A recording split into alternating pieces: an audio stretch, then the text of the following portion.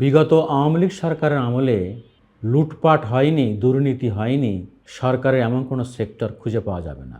আর লুটপাট যেসব সেক্টরে, প্রতিটা সেক্টরে তো হয়েছে, তার মধ্যে সবচেয়ে বেশি লুটপাট হয়েছে ব্যাংকিং সেক্টরে এবং বিদ্যুৎ ও জ্বালানি সেক্টরে। প্রথমে ব্যাংকিং সেক্টর, তারপরেই আসলে হলো বিদ্যুৎ জ্বালানি সেক্টর। আজকে দৈনিক যুগান্তর এই বিদ্যুৎ জ্বালানি সেক্টরের দুর্নীতি নিয়ে এটি রিপোর্ট করেছে, তারা প্রধান শিরোনাম করেছে। রিপোর্টটার শিরোনামটা একটু পড়ি। বিদ্যুৎ খাতে লুটপাটের মহা উৎসব, বিপুর মাফিয়া সিন্ডিকেট।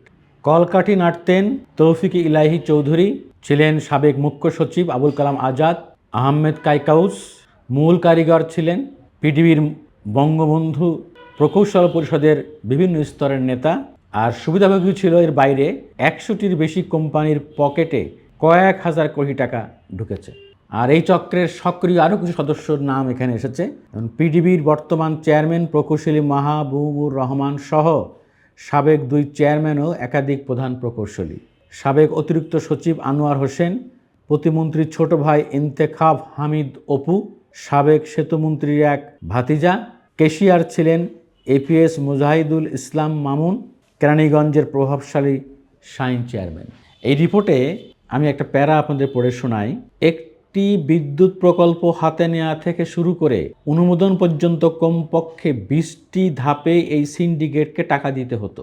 এর মধ্যে ছিল প্ল্যানিং, সাইট ভিজিট, মেশিনপত্র অনুমোদন দেওয়া, নেগোসিয়েশন, প্রকল্পের সাইট সিলেকশন, মাটি ভরাট, জমি ক্রয়, বিদ্যুৎ ক্রয়ের দরদাম ঠিক করা, বিদ্যুৎ উৎপাদন শুরু করা বা কমিশনিং, মন্ত্রণালয়ে রিপোর্ট পাঠানো, ক্রয় অনুমোদন, বিল অনুমোদন, বিল ছাড় করা, অর্থাৎ প্রতিটি ধাপে এই সিন্ডিকেটকে টাকা দিতে হতো।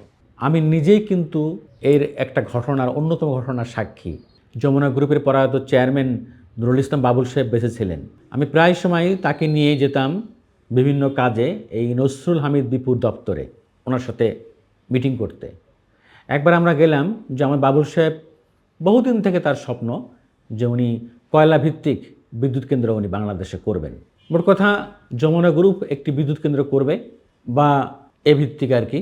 তো আমরা বিদ্যুতের পার ইউনিটের দিলাম 5 টাকা 50 পয়সা, মানে 5.5 টাকা পার ইউনিট রেট দিলাম।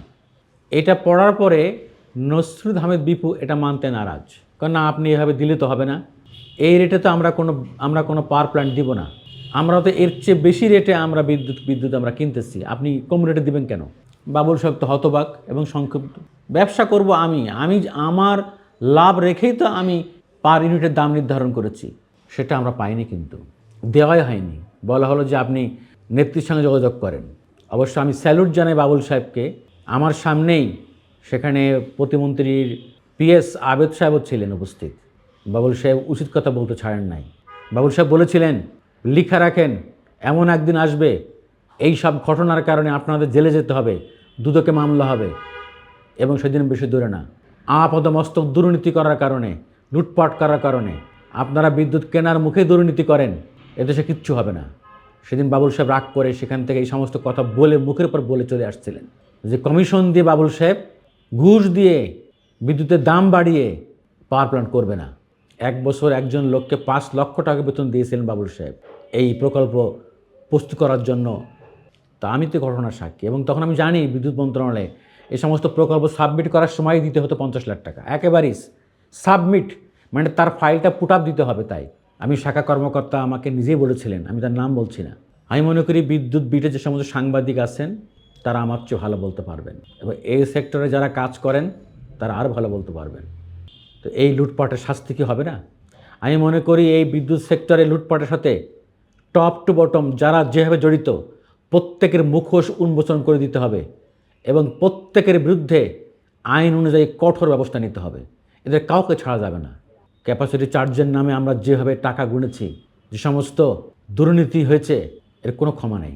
আশা করব অন্তর্বর্তীকালীন সরকারের দায়িত্বশীল নীতি নির্ধারক মহল এ বিষয়ে তড়িৎ এবং যথাযথ পদক্ষেপ নেবেন, এবং এরা অচিরেই গ্রেপ্তার হবে।